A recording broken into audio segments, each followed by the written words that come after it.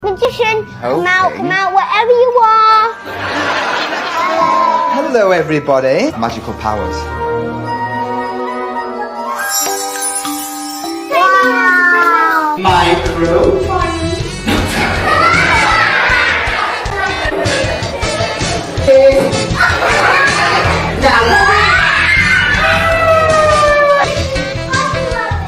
How you doing it?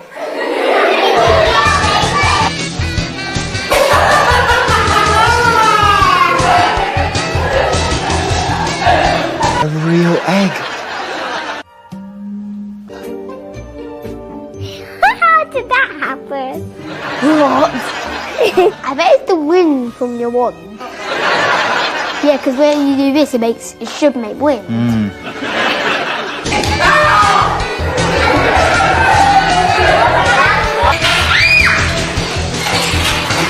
Snake. You want this It's my magic word.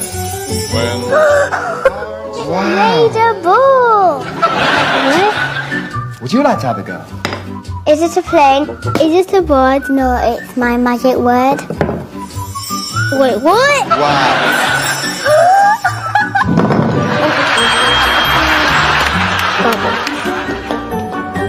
Did you draw that? No. When you're a magician, you can change it into real money, see? That's how you change it into real money. Look at that. Did that just happen? Sorry I took so long. I couldn't find my white gloves anywhere. It's still magic either way. What happened? I made lots of them, look. I just said the magic word. It's my magic word. Right off the table. What keeps happening? My name is Carl. And together we are... Hold this. What? Hold this. What? Hold this. Lego.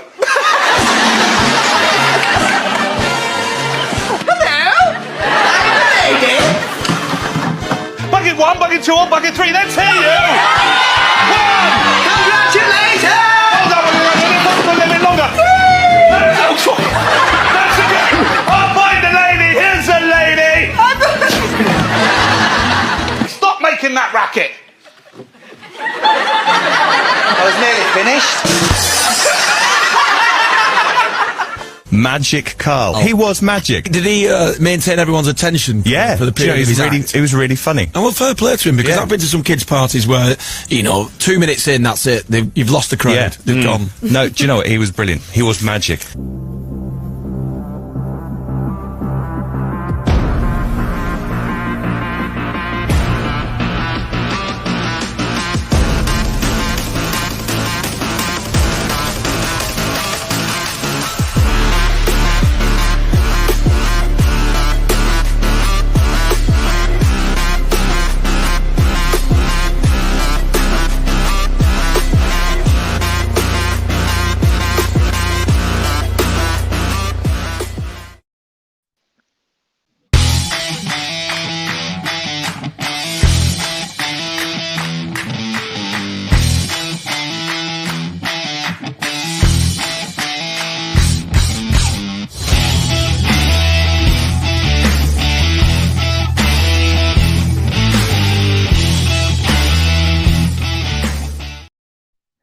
Well, a massive good afternoon, ladies and gentlemen, boys and girls watching Podcast 96. What a video that was. Brilliant, isn't it?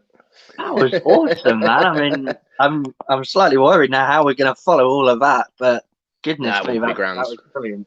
That was absolutely brilliant. Paddy, I'm going to let you introduce this next act because I know you're close friends. We've got lots of advertisements for him at the bottom. But Paddy, take it away, mate. Well, first of all, how are you, Jordan? I'm all right, mate. I'm not too bad. Good, we're taking two, aren't we? Take two. Action. Yes. That's fine. Tech is just, it's one of those things, one step forward, two steps back. But we are back, like Jordan said. Please like and share this podcast as well. Again, it'll be on later, so you can share it then. But this is episode 6. Are we on now?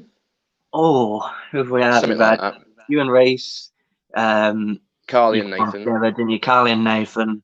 Then we had Jess, then Lewis, then the game show. So it's podcast number 5, but it's episode number 6. But that's fine. This is one I've been looking forward to for absolutely ages. This guest that we've got on today, I met him back in 2015 for the first time in Devon. We've been friends ever since the act, when I saw it for the first time straight away. And I still say this now as one of my absolute favourite acts that I've seen. It's been to the Fringe. It's won awards. Absolutely incredible. Joanne David says, hey, boys. Hey. Hiya. So please, welcome to Podcast 96, the lovely, the fabulous Mr. Carl Charlseworth. If you catch the hat, please.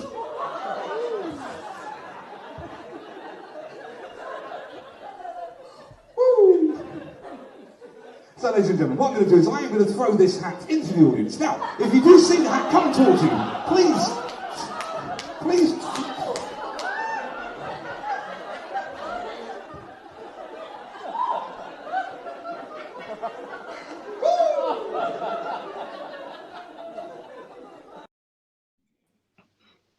Hello, Carl, how are you? I'm good, thank you. I love that you showed that one. That must have been painful, that. Oh, here we go. Hey, there you go. Magic and ready. How are you doing, Carl? I'm good, mate. Thanks for having me on. No, it's a pleasure to have you. How's isolation treating you? Oh, boring as hell. Yeah. But it's fine. You try and find stuff to do, and then you do it. That's why. Thanks for advertising my TikTok and Instagram there. That's right. Why I'm on TikTok loads now.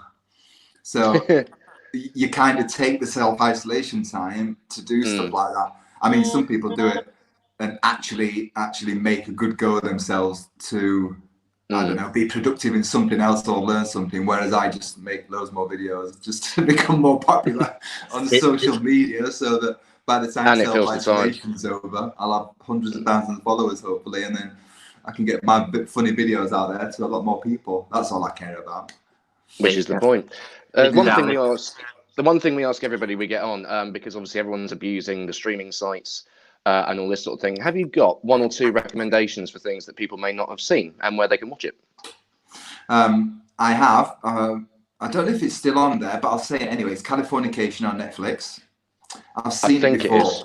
So I'm about to watch it all again, starting from series 1, episode 1, all the way through. I love it so much. Californication. I like anything sort of mystical, like Vampire Diaries. Yeah. Anything silly like that. I love What did you think of the new Sabrina? The new. Yeah, I saw that. That's been out white, hasn't it? Is there a brand new one? They've done a new series, I think. It was good for what it was, but I know it better as the sitcom, which I thought was much better, but, you know. Yeah, I mean, I like the newer version of Sabrina. Yeah. Yeah. Because it's magical and it's witches, isn't it? Yeah. It's magic. Anything magic based, even fake stuff, like Harry Potter, even fake stuff. Love it. Absolutely love it. Awesome stuff. Other than that, the new Dynamo thing. Out. Dino's got something new out. That's on Sky 1, I think. Yeah, go watch that. Another one of my favourites is Carl and Dave on YouTube. I mean, that's just fabulous. Oh my, isn't it? You self-promoting mother plugger. I'm going to jump in with a question here, because obviously Paddy said he met you in 2015. So you've known each other for 5 years, but I don't know that much about you, mate, or magic in general, really. So who is Carl Charlesworth? Can you tell me a bit about yourself and where it all started? Carl Charlesworth, which is me, has been doing magic for 21 years, and I've been a full-time professional for 12 years. So I quit all my job, because in the earlier days I was doing Monday to Friday work. And then weekends, I was going out doing 6 shows in a weekend. Wow. And then something had to give. So it was either quit the normal job and risk losing money by going full time. But I decided to do that anyway, and then ended up making more money than I could have ever imagined just doing magic and doing something you love and earning money from it. Brilliant. Not now, obviously, because all tours and everything got cancelled. So those tours were going to set me up and be able to pay everything off, but not anymore. Now I'm skimping again.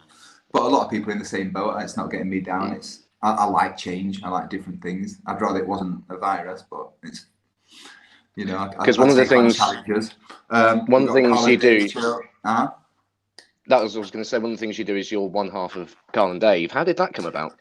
Well, that's my absolute favourite thing, the Carl and Dave. Yeah, that's my favourite thing. If someone says you can't do any other shows by yourself, it has to be Carl and Dave. Thanks for the website. It has to be Carl and Dave all the time. I'd say absolutely 100% yes. And that came about by our local magic club 12 years ago. I was asked to do a show on stage, and the subject was danger. So I said, "Can you help me, Dave?" He said, "I'll do it with you." So then he did it with me, and people loved it. And then our characters, because we were friends anyway, Dave and I, our characters just linked, and we decided to try and put a show on. We did. Long story short, we ended up doing some showcases for people, for agents, and then ended up getting an 8-year UK tour for holiday parks. Amazing. And 2 world tours on cruise ships and in the Caribbean, in Cyprus. And that's how that came about, just by doing one quick illusion on stage and loving it. And then we just developed a whole show from it, and then went on to win the Best International Comedy Act of the Year. Awesome. Oh, there it is. There's hashtag my pink bin. Hashtag my pink bin. What's that like going on the cruise ships? Because it's something I've always loved to have done. What's that like? Loved it, mate. Absolutely loved doing it. And there's boring parts. So you'll go on for say 2 weeks, and you'll do 4 shows, and the rest of the time you're there to enjoy it. But I'm not the sort of person that enjoys a cruise, because I get so bored. So we tend not to do as many now. So like between the shows, really. You're not sort of on top deck having a sunbathe or nothing like that? Oh yeah. Oh, in between shows, that is literally all I do. I drink and I sunbathe, and that's it. That is literally all I do. Eat, because it's all free when you're on there. Oh, Ian's on. Ian from Riverside. Question for Kate. He's a big fan of yours as well. Can you remember who was the first magician you saw perform, and who do you think has been the biggest influence on you? Good question, Ian. 100%. Brilliant question. Thanks for the question. And it's a brilliant one. And I know the exact answer. That, my friend, is David Blaine. Sorry, let me take that back quickly. The very first magician I saw perform was Paul Daniels. That's the very first magician I saw perform. And then I used to watch him as a kid, and I used to try a little bit because he used to do a little lesson at the end for basic magic. And I got into that. And then growing out of my childhood, I got out of magic again. It was just a childhood thing. And then I got back into it. I'm 40 now, but when I was 19, got back into it and saw David Blaine on TV. And I saw what he could do, and I went, oh my God, I remember when I used to do a bit of silly magic, but now I want to do the serious stuff like him. And then I got into it and ended up doing magic because of David Blaine, because of seeing David Blaine. I thought, I have to, this is what I want. Awesome. Not being able to do the magic, but being able to make people do that. What the hell? Fantastic touring show, has me in tears every time, says Ian. Couldn't agree more. Thank you. Love calling Debbie Dave. Chapman. Thank you, Debbie. There you go. Thanks, Debbie. We sort of have this conversation with most entertainers we have on, Carl. Do you think things have changed, like from many years ago, sort of entertainment and magic? What would you say to the younger generation, where you've got all this technology now? What would you say to them if they wanted to get into magic? Well, in my day, it was books, videos, and then later on DVDs, and you really had to put the work in. I used to do 6 hours a day in between work when I was younger. So I'd get up early in the morning. I'm not joking. I would practice magic early in the morning. Then I'd go to work. I'd practice it in my break. I'd practice it when I got home. I'd make sure I did at least 6 hours a day, and I did that for like 7 years. Then I started, because back in the day, you write letters, not send emails. So I wrote hundreds and hundreds of letters to try and get into some restaurants to do magic, and eventually I got one restaurant, and that took off, and then I did that for free, and started charging, then charge more. Now I charge way too much. But anyway, which is what I don't charge way too much. Which is what Darren Brown, he started before he did exactly all the stuff. He did table hopping in restaurants. Exactly right. But as far as kids nowadays, the great thing is, I think it's great when kids learn new magic. I think it's great. I did a couple of free lessons doing the absolute basic skills online, and got told off by some magicians that got upset, saying to take it down, even though it was the simplest thing that a professional magician would never do. So I did take it down out of respect for my fellow magicians. But at the same time, I think if kids are interested in magic, it is such a, especially for those kids that find it difficult with socializing, kids with anxiety, depression, stuff like that. It really helps with that. And that's why I love magic, because it gets people out of that state. I was never in that state, but I know it does get people out of that state. And it makes, even if they're not anxious or depressed, even if they're just a happy-go-lucky person, it makes you even more happy-go-lucky, and it makes you completely one with the audience, and you get to meet people and stuff. And I would suggest to the young people, if you want to learn magic, you learn off YouTube now. It is so simple to go to YouTube and put learn magic, and then there's so many cool tricks out there. I mean, absolutely, anyone can learn magic. Of course they can. It's not that, it's the audience interaction that you've got to learn more, and how to entertain. Anyone can do a quick trick. Pick a card, have a look, it's at the top. Wow. Anyone can do a quick trick, but it's being able to interact like you do as well, Paddy. It's being able to interact with that audience and be able to take anything that comes at you. Hecklers, or if they spot you doing something, you've got to know how to get out of it, all in a friendly manner. And that's the thing. It's not about magic, it's about the entertainment. Entertain them, don't fool them. You're going to fool them anyway. The thing, entertain which is the thing with Carl. I'm holding a deck of cards, I don't know why. With the Carl and Dave show, it's very much comedy magic. Absolutely. And I've said this before on the podcast. Like, I believe, a firm believer, comedy has a place in magic. And like you said, you've done stand up as well, haven't you? Yeah, I do stand up as well. Just stand up comedy, no magic. So is the comedy element of your show a big part of it, or how did that come about? Was it just organically happened, or was like, right, we want to do comedy magic? 100% it is. It is 90% of my act is the comedy side of it, because I want to make people laugh. That's all I care about now. I want them to have a good time. And when people go, oh my God, that's amazing, that's good as well, because that's important, because that's another sensation people have. That's a different sensation too. Which is like the ending. Which are both the same in principle. The ending of your show. I'm not going to give it away, but the ending of your show, the Box of Doom, that's comedy, and then you've got the big wall at the end. Yeah. Like, so when you combine the two together, oh my God, it's heavenly for the audience. And that's what we care about. We get an illusion in the Carl and Dave show, and we just rip it apart and make it ours to make it as funny as possible. Forget the magic part of it. It's magic anyway. It's an illusion. So we just try and make it as funny as possible. So yes, comedy is a massive part of it. That's why I got into stand-up comedy, because I love making people laugh. That's it. I love it, because laughter is the best medicine. Everybody knows that. Yeah, which brings me on to probably my favourite routine, the whole thing, which is your it's a classic street scam, find the lady, which I believe we have the video of. Let's play that. Let's have a look. Yay! Okay. Put Andy on the spot now. This is a perfect example. Yeah, taking a trick.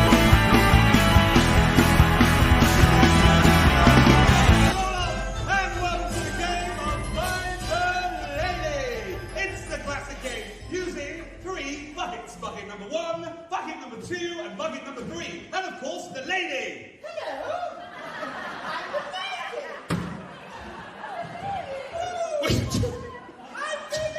All you have to do is keep your eye on the bucket. That's one with the lady, and tell me where she's going to be. Is she going to be bucket number 1, bucket number 2, or bucket number 3? And I want to hear you nice and loud, guys. Keep your eye on the bucket and tell me where she's going to be. Is she in bucket number 1, bucket number 2, or bucket number 3? Let's hear ya. 1. Well done, we're going to go a bit faster, a little bit longer, and tell me who's going to be in bucket number 1, bucket number 2, or bucket number 3. Keep your eye on the bucket, that's the one with the lady. Is she in bucket number 1, bucket number 2, or bucket number 3? 3! You guys are getting good. Well done, we're going to go a little bit faster and a little bit longer, and see if we can find out which bucket the lady will be in for the last time in this section. Is it bucket number 1, bucket number 2, or bucket number 3? I put out all numbers. Of course, it's bucket number... That's the game. I'll find the lady. It's a simple game. Here's the lady. Keep on her at all times. It's the classic game using 3 buckets. Of course, you know them by their numbers now. Bucket number 1, 2, and 3. Let's play.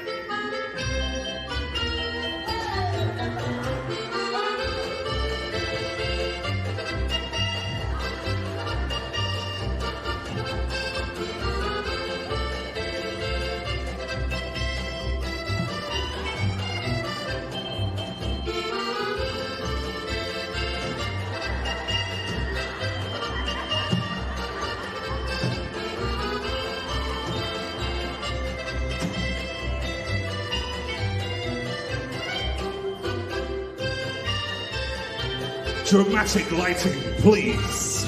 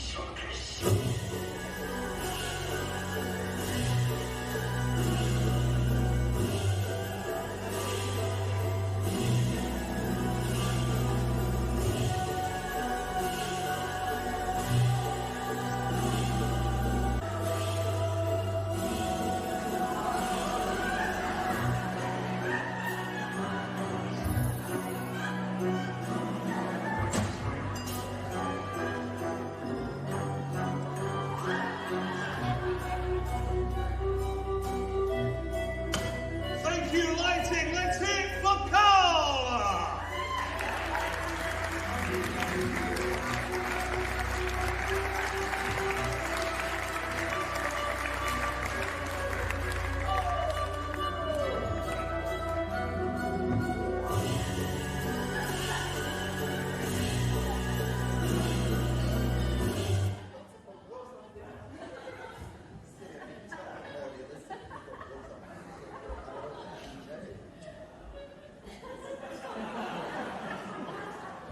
You muppet. 43 quid that cost. Hashtag worth it.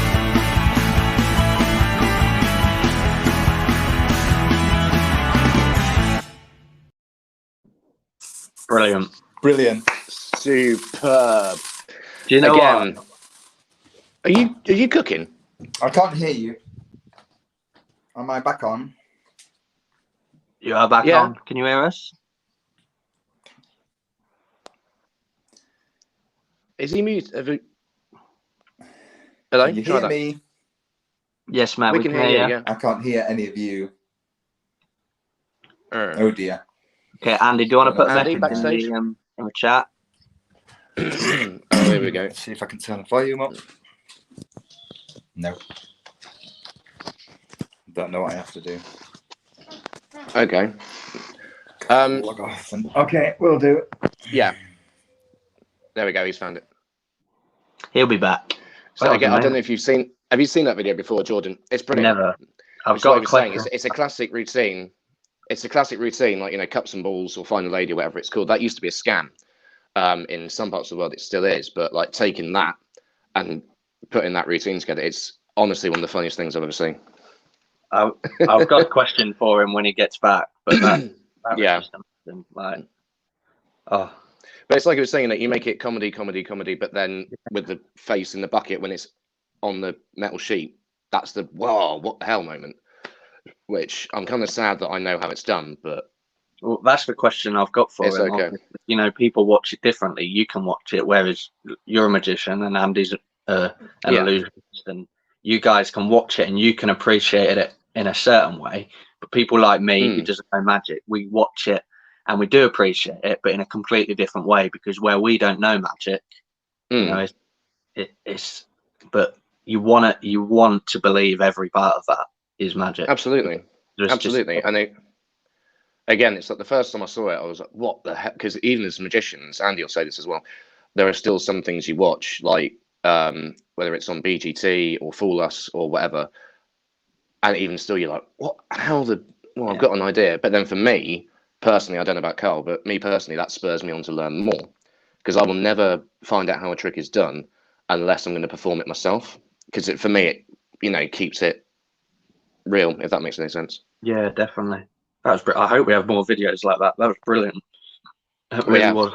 Really was good. There's quite a few. It's like, especially with card magic, like I don't know if you saw Britain's Got Talent over the weekend. There was a guy on there, and just like single card trick, I will probably find out cards more than anything else because that's my favourite. Yeah. But no, the way I found that out was I was chilling out with them. They were staying over on the park I was working at, so we I'm back. had a few drinks. I was just like, I'm back. Hello, mate. Can you hear us? Yeah, I don't know what happened there. I think it's because someone tried to call me and then I had to reject That's it. all right. So I had a question. Obviously, everybody watching that can appreciate that in different ways. Obviously, Paddy's a magician. Will be in stitches. Andy's an illusionist, but people like me who don't know magic appreciate it. But we want to believe that's magic. And I'll never ever get bored of magic. But have you ever had people that have sort of like tried to catch you out so much, and because you always do that, don't you? Oh, of course you do. Yeah, you just got to roll with it. People always do it. There's always someone as well that pretends they don't like magic. You walk up to a table ready to show a trick, and they go, "No, thank you." You go, "Okay, no worries. You look over there then. Don't watch. 'Cause I'm going to show you friends, but don't watch. No looking." And then you do a trick, and then they'll see the friends' reactions, and then they'll be like, "Oh, wait, I want to see." You go, "No. You look that way. You can't. You say you don't like it, so you." That's what I do. And then they end up looking at it and liking it, and then they end up sort of going, "Oh, sorry, I didn't know that good." It's like, and it's the classic. I think it was Paul Daniels who said it. It's like when people say, "How did you do that?" and you just go, "Very well." Yeah. Where do you stand on the Masked Magician, and do you think that's different from magicians teaching for free on YouTube? Ooh. A lot of magicians I know don't like the Masked Magician, but most of my magician friends don't mind it, and I don't mind it because when the Masked Magician came out first, it just made us work harder. And when you go after the Masked Magician, when you go and do a show, people go, "Oh, I know this one," and then you do the trick, and then they go, "Oh, okay, I didn't know that one. That is great." Even though you just did exactly the same trick that were revealed, but you did it in your own way. So they think it's totally different. So that never affected me. That made things better because it made people more interested in magic. Yeah. Because if people are watching the Masked Magician, that means they're interested in magic. So they're going to watch your magic to see if they can catch you out. And if they don't catch you out, they go, "How the hell?" Which they don't. They go, "How the hell did that even happen?" Sometimes they do. Also, don't mind. Very rarely happens now, obviously, when you're a pro. But in the early days, they did. YouTube, how is that different from YouTube? That is different from... I guess it's not. When people reveal it on YouTube, I guess it's just the same, really.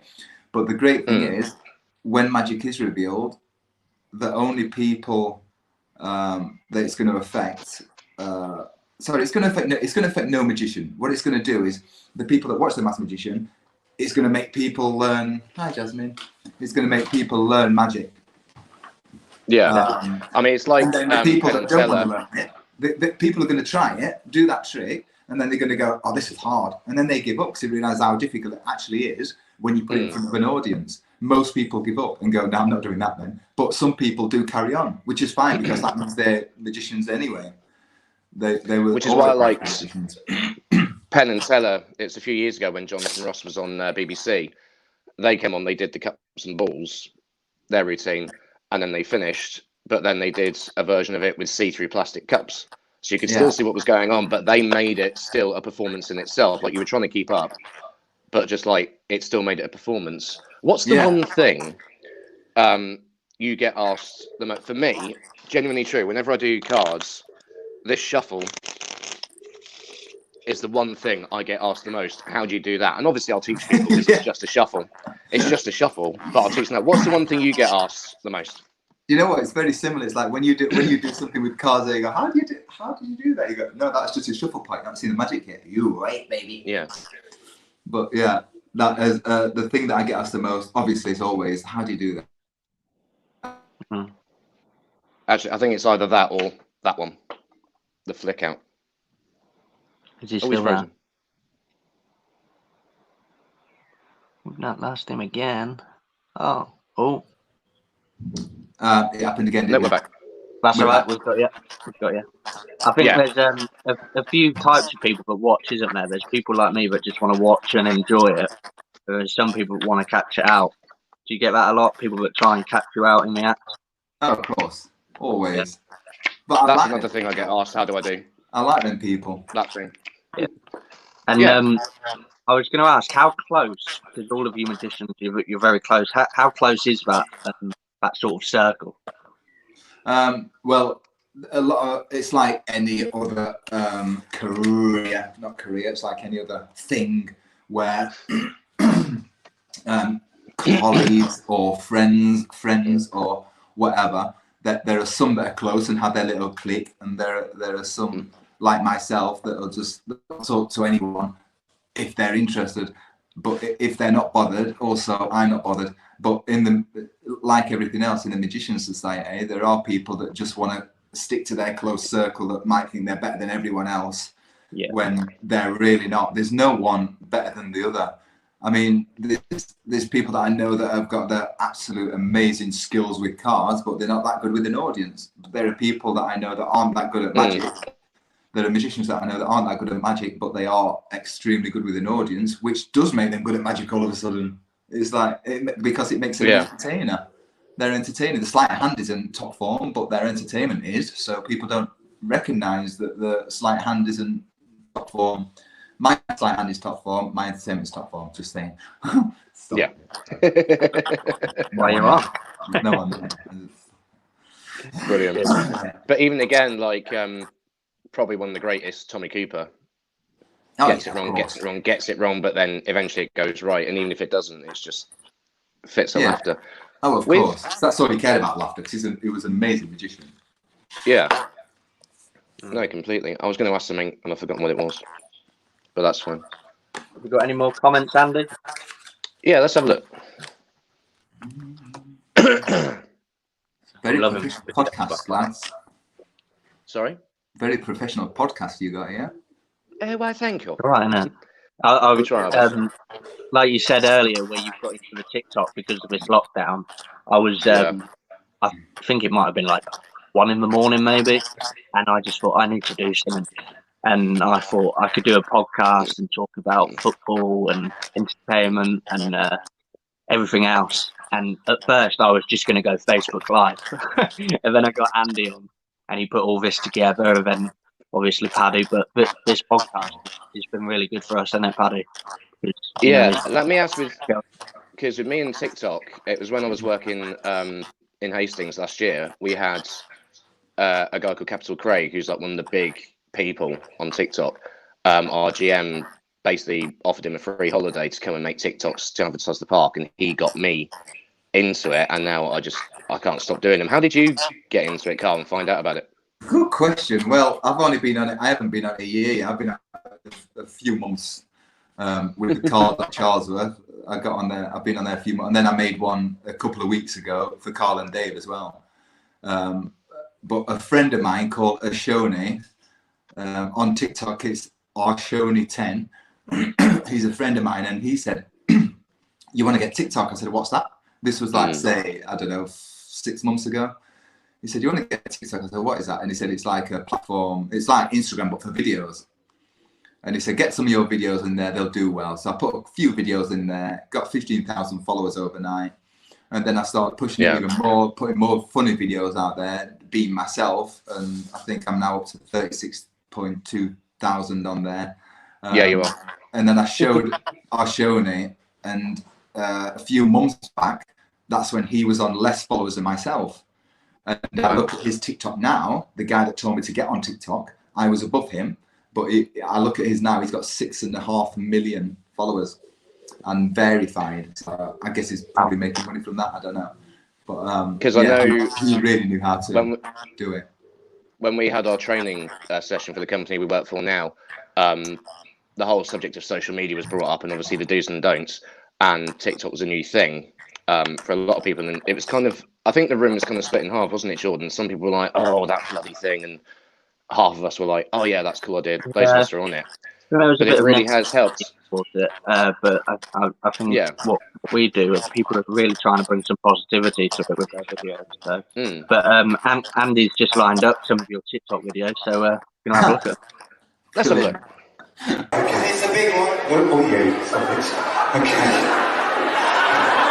Ladies and gentlemen, this is the mantra. The mantra. Who's got this going?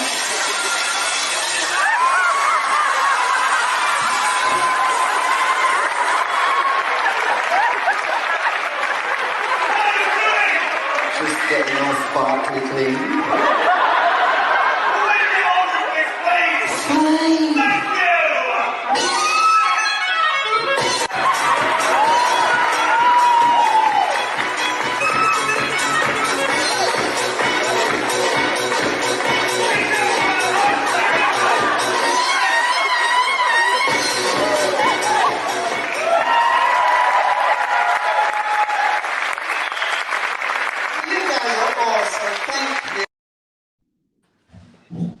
Brilliant. Absolutely brilliant. When you say, sorry, this is the man trap, I just think, isn't that marriage? Well, I guess it is, isn't it? Yeah, I guess you're right. But again, that is called assistant revenge, that illusion. And that's what magicians call it. But being Carl and Dave, we can't just call it what it is. We have to make a whole weird name to it. You go, man trap. What the hell, man trap? Question so from Ian. Which magic illusion do you enjoy the most performing? Find a lady. Not that even... Not even that it's an illusion, really. It's 100% comedy more than magic, really, apart from when the head comes off. That's the magic part.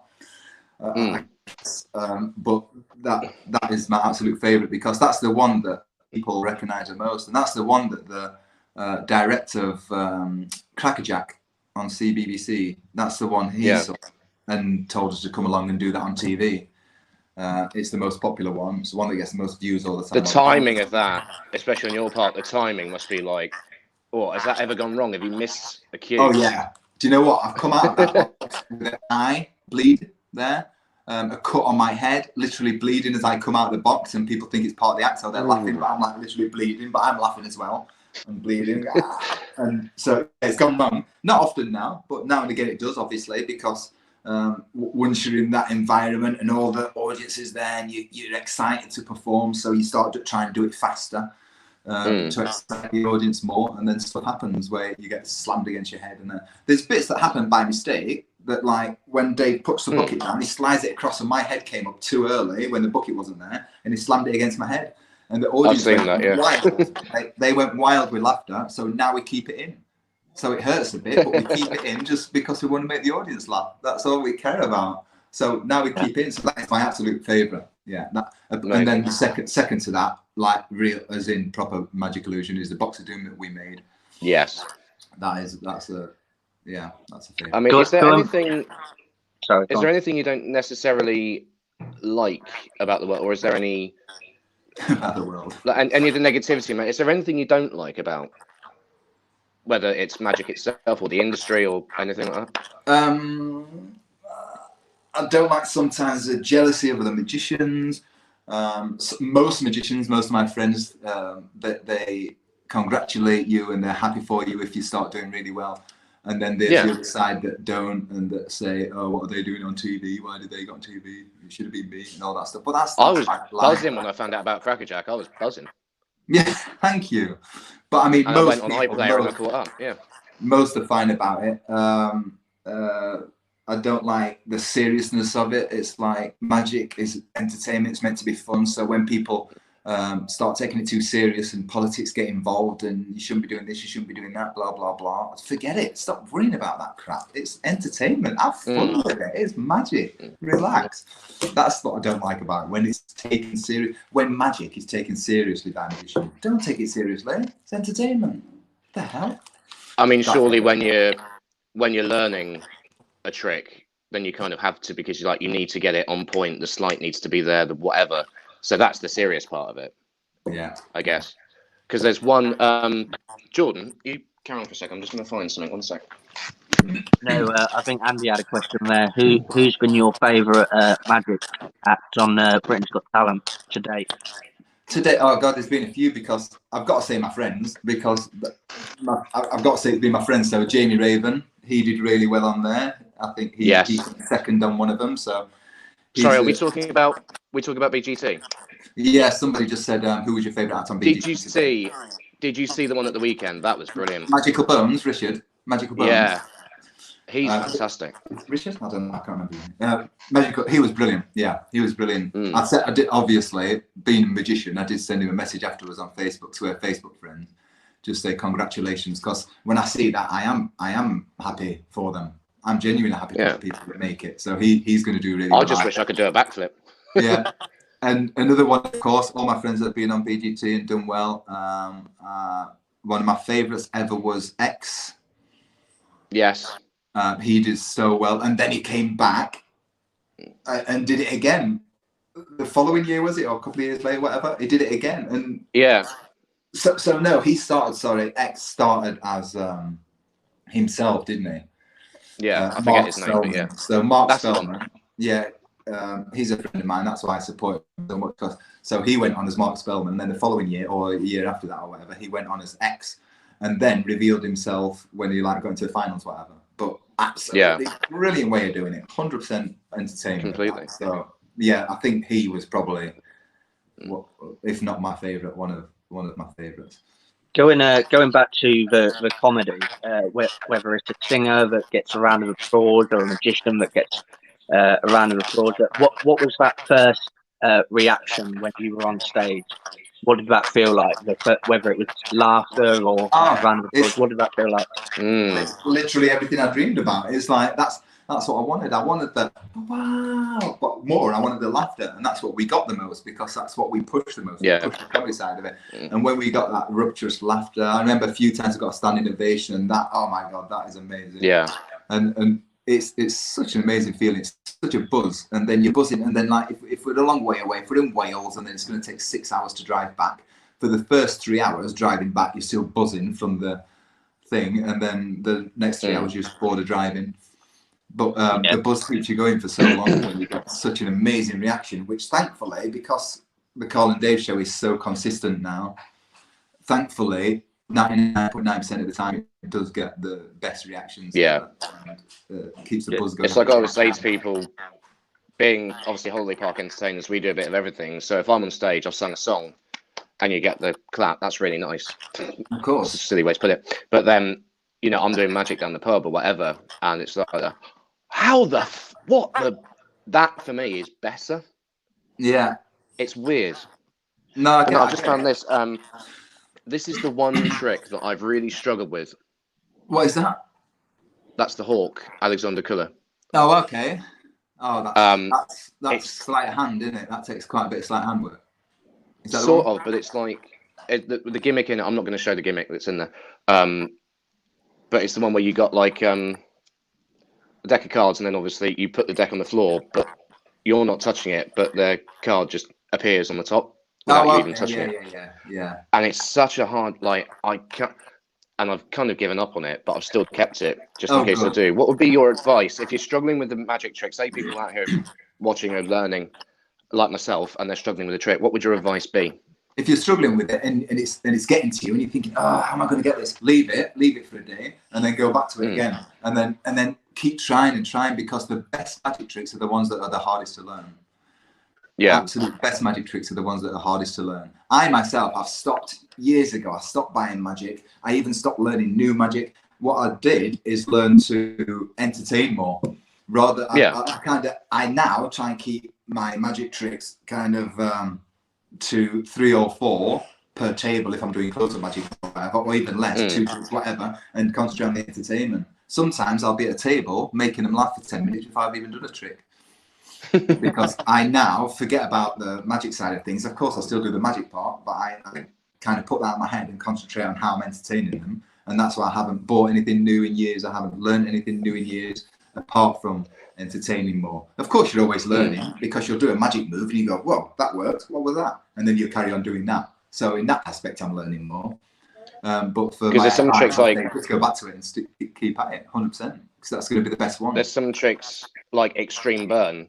I thought that would be really difficult, but then I think I inherited it from a mate actually, and I watched it, I was like, oh.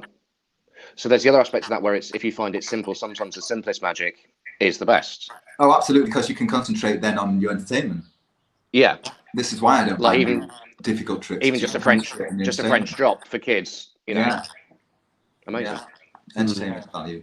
Going back to when you said you're on a, sorry, I know we've got a question. When you're on, sort of got a buzz from after a show, do you ever find it tricky to turn that off? Because I know when I do entertainment, it's a Saturday night and you're up till 1 o'clock and you've got this big buzz and the momentum. Do you ever find it turn off sometimes?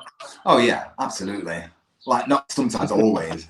Yeah. It's like the buzz is there, and then of course the buzz naturally goes after a while until your next show, and then you just wait until the next show, and then you start buzzing because you're on your way to your next show. That's when it's busy. But it's never hard to turn off the buzz, I guess. So I'll go back on that. It's never hard to turn off the buzz because it goes automatically. It eventually just fades out. Yeah. Question from Ian. With the comedy background, do you prefer performing to large groups in a theatre or close up with a small audience? Yay, Nice. Ian Chase. Ian Chase. Good question. Guy. Is that the comedy guy, isn't it? Ian Chase. I'm sure he's a comedian. No, he's a holidaymaker. Oh, is he? Okay, there's an Ian Chase I know that's a comedian. I find it 100% big audience. That's why I love doing the Carl and Dave show the most. I'm happy going to a wedding and going to a table and doing close-up magic at a table. Yeah, fine. That's fun. That is fine. I'm less interested in that now since doing the Carl and Dave shows, because I know what response the Carl and Dave show gets, and the response is better by doing the Carl and Dave show because it's a bigger audience to give you that more response. And the feeling from, oh my God, that's brilliant, from 10 people at a table to 2,000 people in a holiday park clapping and cheering, and you realizing that you've made them that happy to clap and cheer.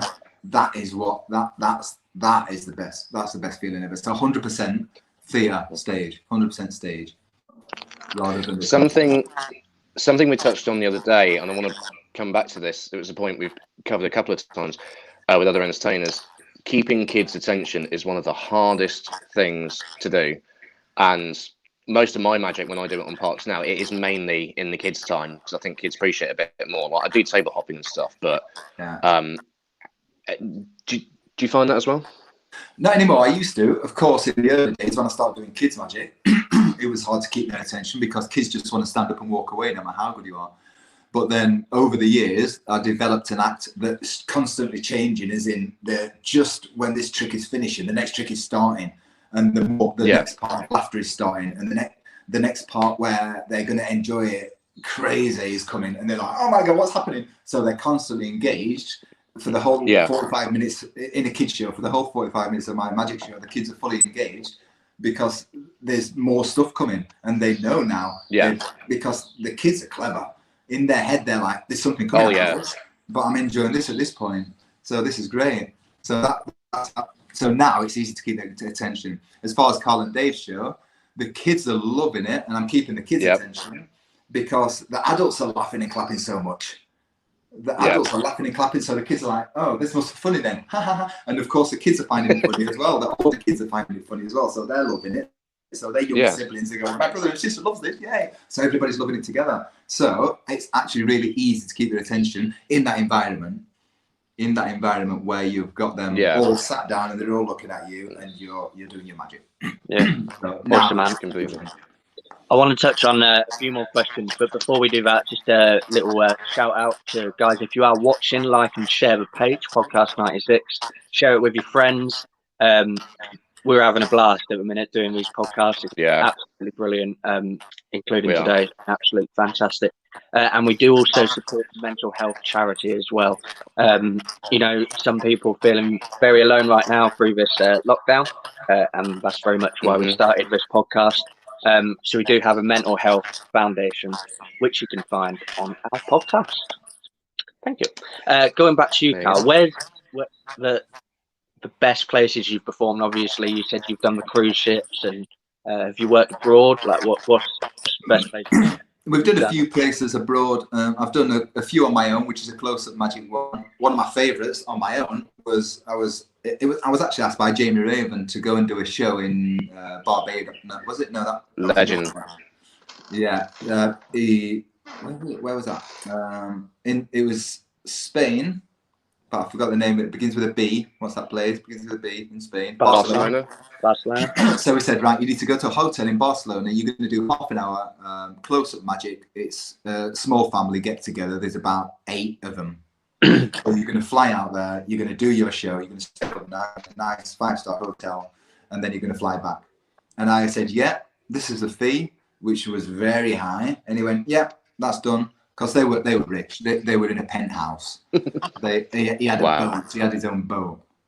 He had a yacht. So they were like, yeah, they were just throwing money at it. And they said, yeah, fly over. We'll put you up in a 5-star room. I went into the penthouse that they were all in, the family were in. I did half an hour close-up magic. They loved it. He gave me €100 tip on top of the massive fee that he'd already given me. Wow. And then he said, I went back to my room. I had a few drinks before going back to the room. Spoke to some people.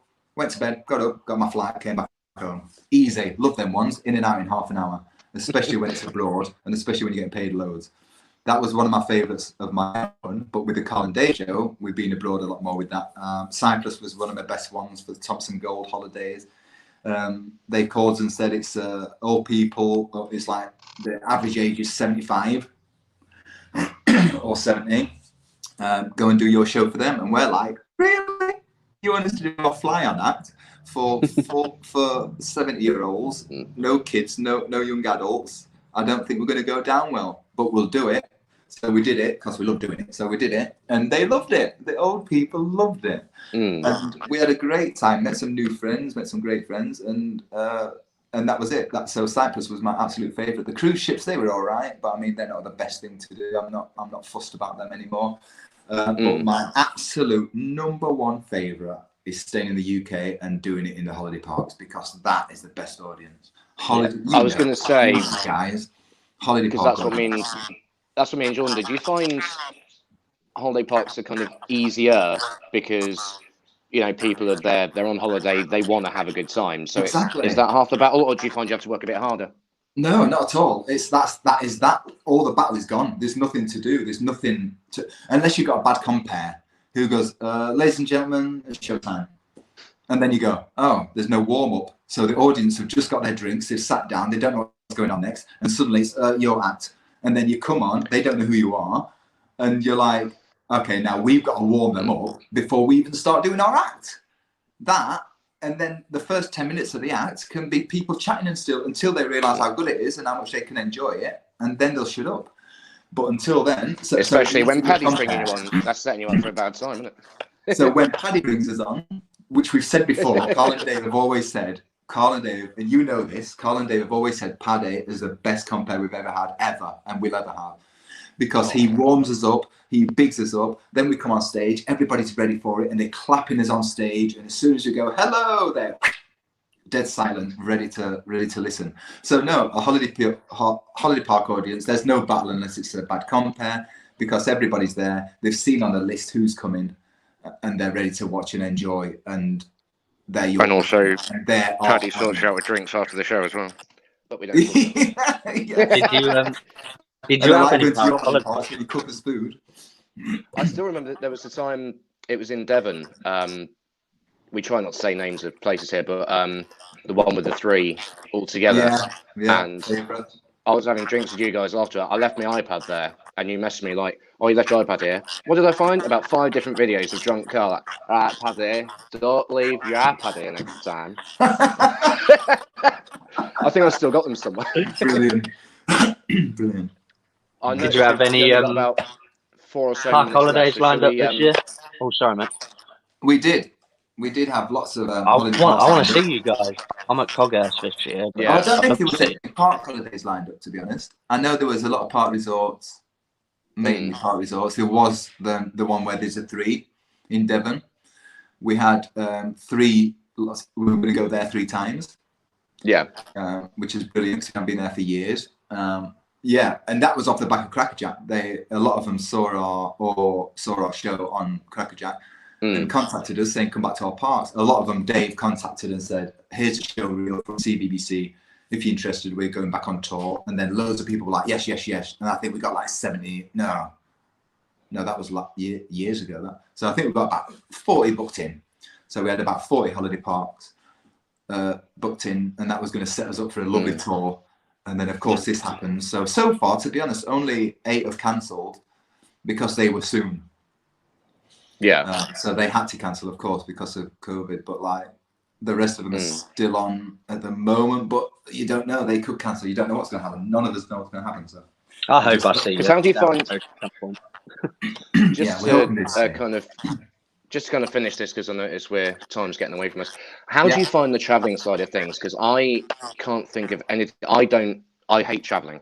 Oh, I'm one of these. Even going back to like when we eventually go to Park, I'm based in Clapton this year. I'm having a book with me. I've got Netflix. I've got all this. I can't stand travelling. How do you cope with that? Because like I said, Woolacombe in Devon, there's the 3 parks. So I know when you've been there, it's like they give you accommodation. You do all 3 days in a row. That must be kind of nice because for you it's like a break. But how do you cope with travelling? That is, I love doing that. I love the stayaways.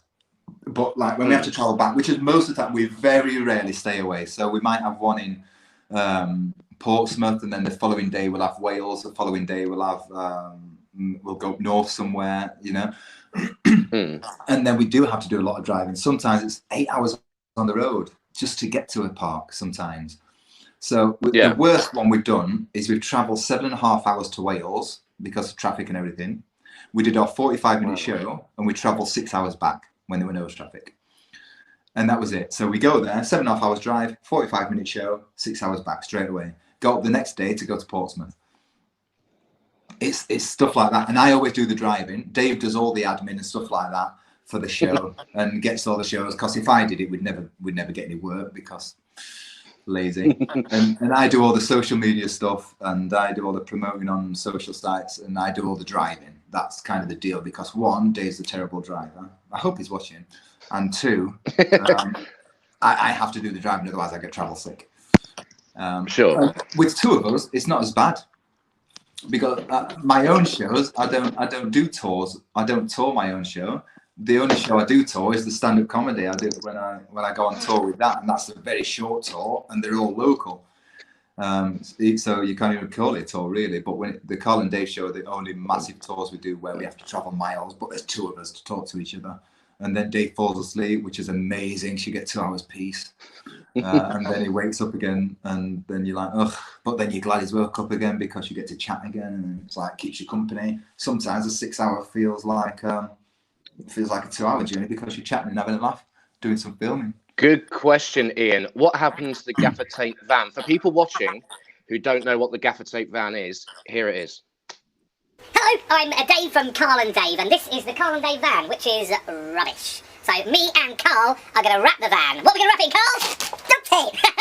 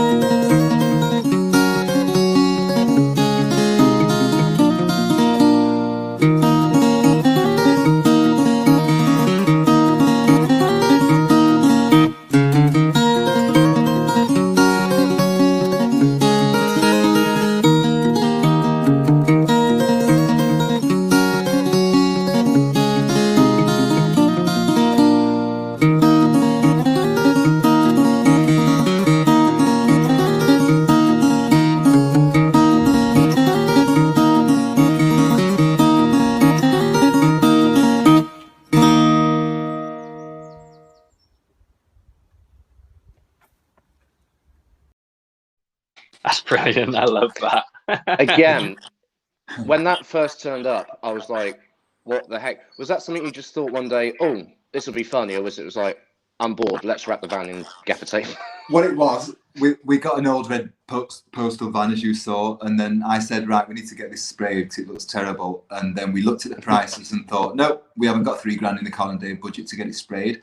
Then we thought wrapped, that was more expensive. We're like, yep, we're not getting it wrapped then. Dave said, what about we get some gaffer tape, cover it in that? And I went, don't be daft. He said, go on, and we'll film it and we'll put it out. And I said, that's not going to do anything. He goes, yeah, I think it will. I went, okay, let's do it. So we got a gaffer tape company to sponsor us. So they sent us all the free strong, their best gaffer tape. That's Lamarck, who you saw on there. That's our sponsor. So they sponsored us. And then we wrapped it. We put it online, and it got shared and got over, I think, that's 5 million views worldwide. Nice. So it worked. It worked for that reason. And people on the motorways, when we're in loads of traffic, were stopping, taking photos of it and stuff like that. You know, M25 car park. When we're on that, people like stopping and taking photos, saying, "Can I stand next to your van?" And like when we turn it to holiday parks, you see people standing next to the van taking photos of it and stuff. And it was just a very funny thing to do, and it's a laugh, and people liked it. So, and what happened to that was the question, wasn't it? What happened to that? Yeah, because it didn't actually stay. It didn't stay like we saw it because you turned it into the 18 van, didn't you? We did after that. We took all the that red gaffer, and redid it as the 18 van. There is a video on that on our Carl and Dave Facebook page and on TikTok. But anyway, yeah, we sold it because the engine was starting to go, so we sold it cheap. We said, this is the gaffer van. Here's the video. you're not buying it because you're only buying it if you enjoy the fact that it's a gaffer van and you want the attention. You need to do a bit of work to the engine. It's yours for cheap. And then someone came and bought it, and the guy went, so how are you not going to take the gaffer tape off? And the whole reason of selling it like this is because it's the attention. The reason you're buying it is because it's like this, not so you can take it off. No, I'm not taking it off, and I wouldn't, because it looked terrible underneath. So I wouldn't. Yeah. So we sold it. We got rid of that, and we got another van. We started using Dave's van for a couple of years, and we bought another Carl and Dave van used for a couple of years, and now we don't even have a van because we don't yet need one. But when we do. And when the tours come back in, we're gonna get another van and just do it up nicely this time, maybe, or maybe do the same again. I don't know. But there's no point in doing something twice when it's already been so successful the first time. Why do that again? And are there any other iconic vans? Oh, if you could do a gaffer version of the Mystery Machine from Scooby Doo. Oh, that could work. That's an idea. There's something. Maybe not gaffer tape, because in the rain it's perfectly fine. In normal weather it's fine, but in the heat, in the sun, not that it happens much. For the one day a year we get in England where it's really sunny and hot, oh my god, it starts peeling like crazy, and then you go to open the door and it's like stuck, and you're trying to get all the gaffer tape's turning into super glue on the whole van, and you touch the van and you're trying to get your hand off it. Oh my god. So I think I wouldn't recommend it unless you just want to do it for a video. I wouldn't recommend it at all, but it was very fun to do, so I'd never regret it. Yeah. Andy said something about impressions. Do you like to do impressions? Oh no, dear. I'll tell you what, I don't. I'm not an impressionist. I do some funny impressions. Yes, you are. On TikTok and on Instagram, on Facebook for a laugh, on YouTube, but I'm not an impressionist. I'll tell you why I'm not. Is because when I am doing them impressions, I've got a YouTube video that I'm watching, and I'll pause that YouTube video, and then I'll do the voice, and I go, no, that didn't sound right, delete, try again. So I could never do it live where I'll turn up and someone goes, oh, do the impression of so-and-so, because it'll never sound as good, because it's so edited, as in I've got to get the perfect pitch on that certain impression. One was perfect. That's the only one. Thank you. That's the only one I think I can do perfectly. Oh, Mrs. Awesome. Andy said, "Shall we have a look at some of your videos with impression?" Oh, let's. Happy birthday! Happy birthday! Happy birthday! Happy birthday! Happy birthday! Oh, happy birthday! Happy birthday!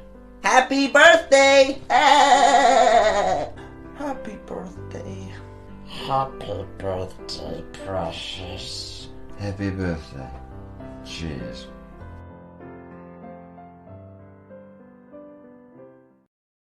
I love that. See what was wrong with that? That took hours. I've seen, because I've been going through your TikTok, there's an old video, I think it might be from 2016, where you just edited just all me. Yeah. What was that about? Brilliant. That was very popular on TikTok with you doing the impressions. That was a funny night. Paddy, forget my impressions. You don't need to get into that. It's Paddy's impressions. He's the impressionist. Go on, Paddy. Let's off the cuff. Brilliant. Go on, Paddy. I don't know. Well, give me someone and I'll try and do it. Little Britain. Little Britain. Which one? do Andy and. Oh, no. Andy. Now, Andy, we're going on holiday tomorrow. Yeah. What do you want to go and see? Because you've got to book the entertainment. Carl and Dave. You want to see Carl and Dave? Yeah. Well, why do you want to go and see them? I thought you said the last time you saw them you could work out everything and that they were, in a word, crap. Yeah, no. So who do you want to go and see? Carl and Dave. There you go. See, and there's many more in the bank. I know that. Oh, there's so many. So he's the impressionist. I'm just one of my favourites actually is Bo Selector, because that people who that was a TV show that Lee Francis did way before Keith Lemon. You've got the mask and everything, haven't you? I have. I've got the Craig David mask. Yeah. David. Can't do which that. I actually got. When did I get that? 2017 I got that, and it's been my Halloween fancy dress for years. It's just because it's the easiest one to keep Ross up all night. If you're going to do it, you've got to try and get something that you can read to, you can keep up and keep doing all night. It was brilliant.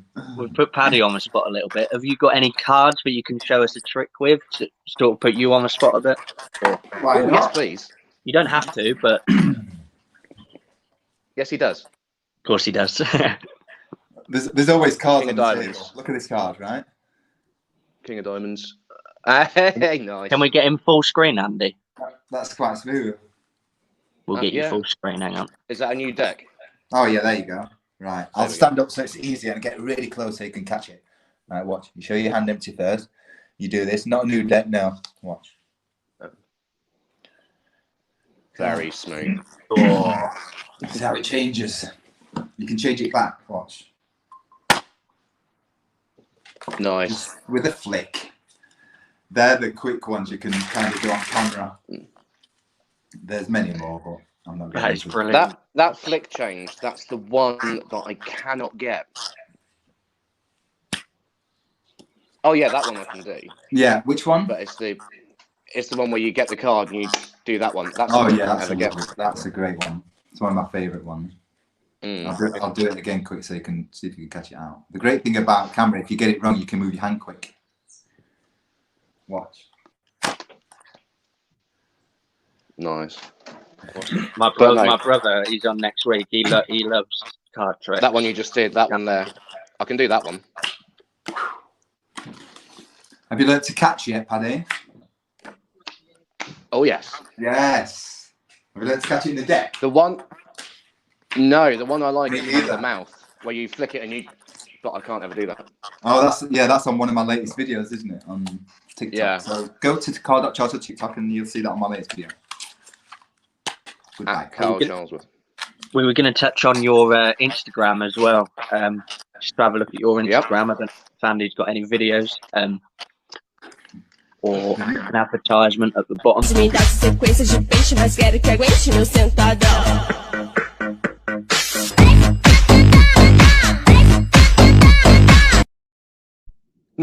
Brilliant. TikTok is a bit crazy when you think about it. Oh, it really is. It really is. There's everything at the bottom there. The thing is, you put the Find the Lady video, for example, that on Facebook. Yeah. That's on Facebook. It's only got 68,000 views. On YouTube, I think it's only.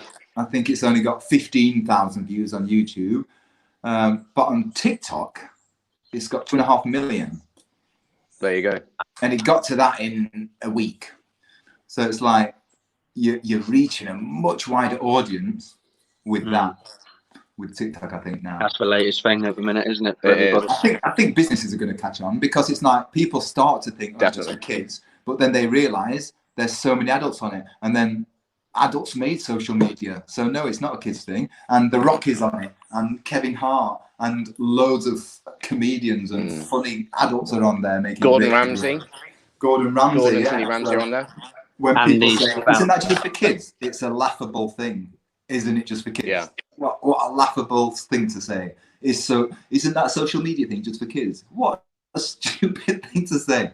No, a kid did not make social media, so no. I think Paddy some TikTok up in one of his videos where people hear about it and they think, oh, TikTok, but then they get on it and they fall in love with it, which is that was meant. So which I think again that was a new thing for us at Park College UK this year.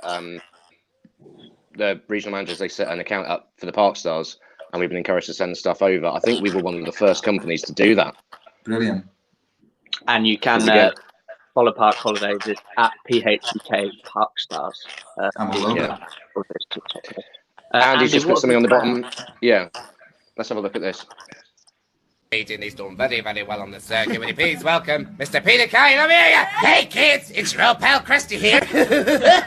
Ow, I'm Michael Jackson, and welcome y'all to Woolcombe Bay, Shamble. Welcome to behind the scenes of my UK tour. That's right, it's just me and Arcades living on the road like a couple of gypsies. It's going to be proper bow, I tell you. I was just wondering, where the paper boy was. Hope you come by and bring me some good news. Smithers, I've got a rocket in my pocket. Yes, I know, sir. You tried Claims Direct and you said that didn't work out properly because you had all the computers and things. The right kerfuffle, I'll tell you. Hello, yes, it's me, Michael McIntyre. I'm on my favourite park. It's Woolacombe Bay. £50, wasn't that? I met this bird, Swedish bird she was, 53 she was. I took her to a hotel room, bit of room service. I've made love for 9 hours. I looked down, she's got a pair of balls. I couldn't fucking believe it. Name is Michael K. And I am an entertainer. Oh, yes. Just to say to anybody watching, apologies for the bad language in that clip there. Well, we were saying the other day, weren't we? We need to do a nighttime version of this where we can come on. And we do. Yeah. I think that's my favourite video on TikTok. That was brilliant. Crazy. Oh, well, I'll tell you what, gents, it's been an absolute blast. Is there anything you want to ask us, Carl, before we go? No, I don't want to ask you anything, but I do want to say this is very professional. Well done, lads. Thank you. Thank you so much for having me on. It's brilliant. It's like, and when you get a TV show out of this, when you get spotted, I'm not joking. When you get spotted and get a TV show out of this, then don't forget about me. I want to come on there as well. Definitely not. I've learned a lot today. Thank you. I've learned a lot. Also, isn't there? I don't know if there is. You can probably correct me on it. Oh, actually, no. There is. This will link into a question I did want to ask. Obviously, at your website, carlandave.com. Yeah. Is there a DVD available on there? Funny you asked that. There is no longer DVDs because we decided that who's got DVD players? No one's got DVD players. Hardly everyone's chucking them out. Yeah. You have, some have, right? But and a games console.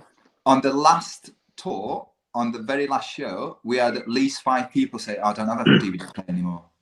So now we sell the downloads, which are a lot less money anyway. So they're like £5. You can buy a download, and then we give you the website, and then we give you a special code to get into this website, which will bring up the video immediately of our full show. But we don't. So where can people get that? They can go on. They can just email us saying, "Can we buy a download for £5, please?" It's we don't push it much, because there's so much on YouTube nowadays anyway. So we don't push it because it's not our brand new stuff anyway. There's a couple of old bits in there. It's still hilarious and people love it. Of course they do. Yeah. But we're getting a new one out there. Then we're going to start pushing it again. But if anyone does want to buy the download, feel free. Email us info@carlandave.com and we can get one out to you. We can get you the link out there and you can watch it in full. If you don't want to do that, watch it free on YouTube. You just don't get the whole show. You just get lots of funny clips. I'm kind of happy I've got my own personal signed copy of the DVD now. Then. Oh, yes. Paddy Which I was trying to find it here, but I've taken it to part with me. So I still like to watch it every so often. And holy shit, there's a massive with the craziness of having to leave. I've just with the craziness of having to leave, I've left it there. So otherwise I would have shown it. But, yeah. Do you want to see the spine? Go on. Oh no. No. Oh. Stop that. Right. Carl, it's been an absolute pleasure to have you on. It has. Thank you. I really hope I see you down the road, which I'm sure I will at some point. It's been a pleasure. Thank you very much. Don't forget to join us, guys, on Tuesday where we have the fantastic Ryan Higgins. Give us a like, give us a share, share with your friends. Let us know if you want to come on. But again, Carl, absolutely brilliant. Thanks for coming on. It's been a pleasure. Absolute pleasure. As a final treat, I appreciate it. As a final treat, I think we've got a couple more videos before we go backstage. We'll leave you with that. Whatever you do with the rest of your day, have a good one, everybody. Yeah. See you soon, Carl. We'll talk to you back. We'll talk to you backstage in a minute. See you later. See ya.